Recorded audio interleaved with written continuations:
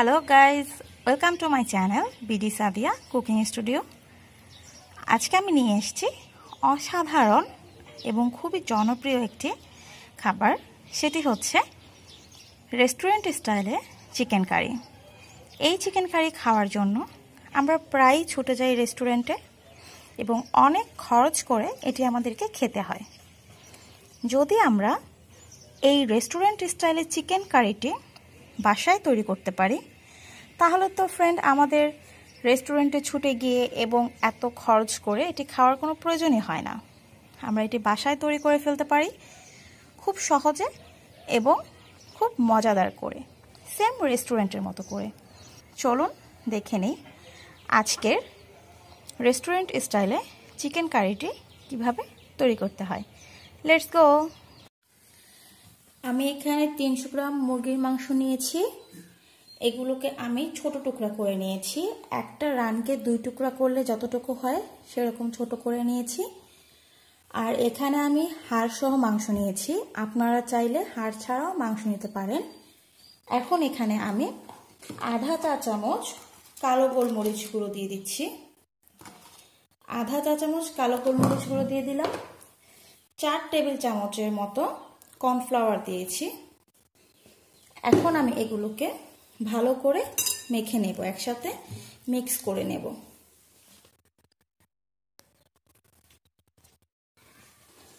Cornflour আর কালো গোলমরিচ গুঁড়ো দিয়ে মিক্স করা হয়ে গেছে। এখন আমি এখানে একটি ডিম দিয়ে দিচ্ছি।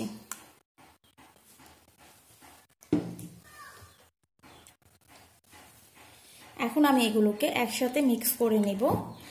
ডিমটা দেওয়ার কারণে এখানে চিকেনের চারপাশে একটা কোটিংয়ের সৃষ্টি হবে।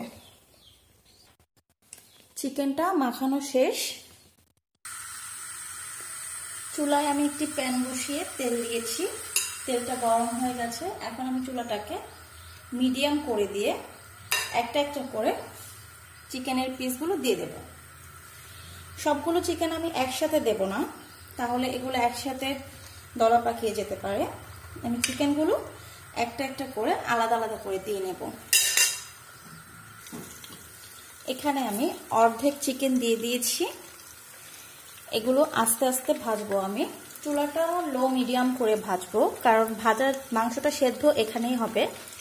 আমি এটাকে আলাদা করে আর সেদ্ধ করব না। সেক্ষেত্রে আমি যেই সাইজের মাংসগুলো কেটেছি সেটা সেদ্ধ হতে 10 থেকে 12 মিনিটের মতো সময় লাগবে। এগুলো সেদ্ধ হয়ে গেলে আমি বাকি অর্ধেকগুলো ফ্রাই করব।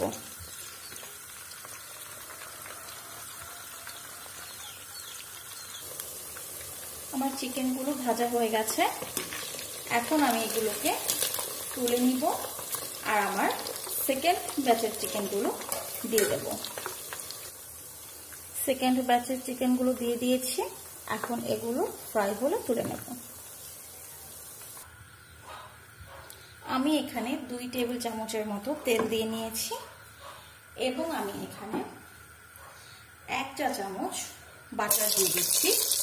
আপনারা চাইলে সম্পূর্ণ রান্নাটা তেলেও করতে পারেন, আবার চাইলে সম্পূর্ণ রান্নাটা বাটারেও করতে পারেন। এখন আমি এখানে 1 টেবিল চামচ আদা পেস্ট দিয়ে দিচ্ছি এবং রসুন দিয়ে দিচ্ছি। আদা এবং রসুনটাকে এখন আমি একটু ভেজে নেব, যেন আদা রসুনের কাঁচা গন্ধটা যেন না থাকে।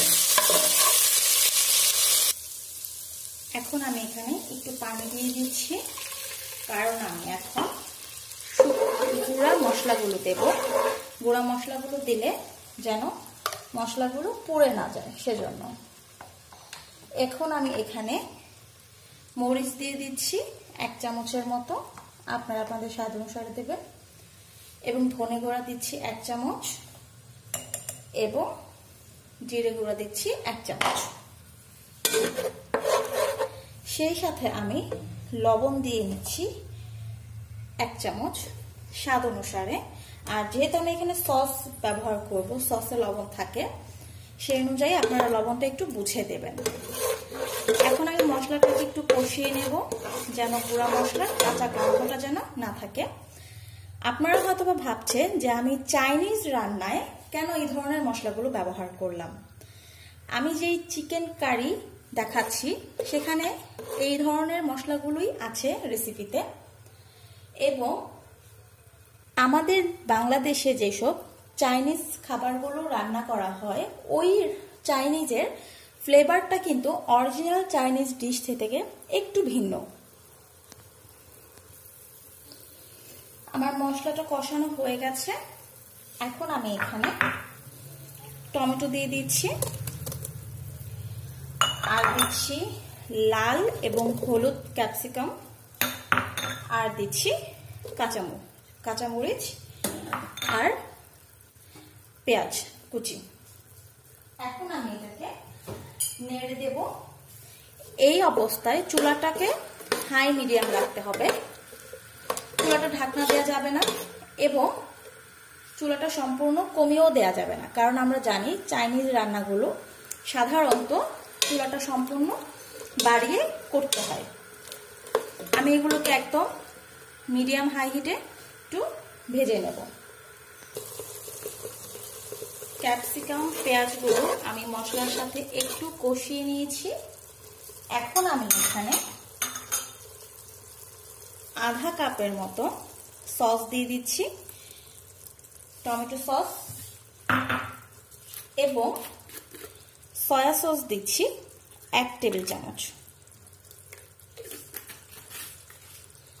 দিয়ে এগুলোকে আমি একটু নেড়ে দিব, এবং নেড়ে এগুলোকে আমি আরেকটু ভাজবো।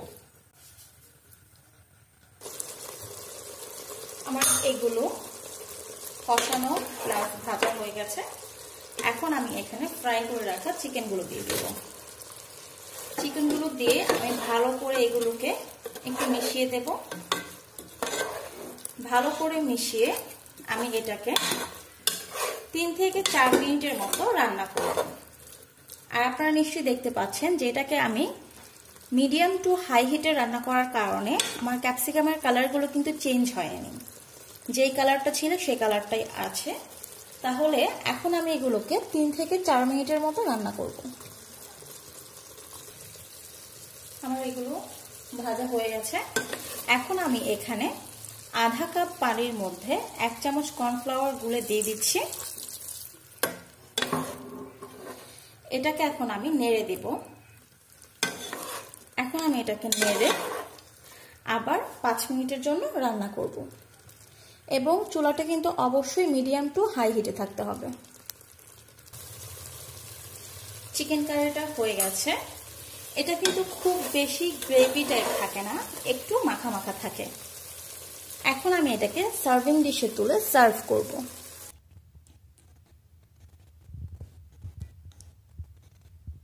ফ্রেন্ডস, আমার রেস্টুরেন্ট স্টাইলে চিকেন কারি তৈরি হয়ে গেছে। আপনারা দেখতে পাচ্ছেন যে এটি খুবই সুন্দর লাগছে দেখতে, এবং খেতেও এটি অনেক সুস্বাদু। আপনারা অবশ্যই এটি বাসায় ট্রাই করবেন, এবং কেমন হয়েছে আমাকে কমেন্ট বক্সে জানাবেন নিশ্চয়ই। আর অবশ্যই ফ্রেন্ড অ্যান্ড ফ্যামিলির সাথে শেয়ার করবেন, লাইক দিবেন, এবং আমার ভিডিওটি যদি আপনাদের ভালো লেগে থাকে তাহলে অবশ্যই আমার চ্যানেলটি সাবস্ক্রাইব করবেন। আপনারা সবাই ভালো থাকবেন। আজকে এই পর্যন্তই। আবার কোনো নতুন রেসিপি নিয়ে আপনাদের সামনে হাজির হয়ে যাব। Thank you.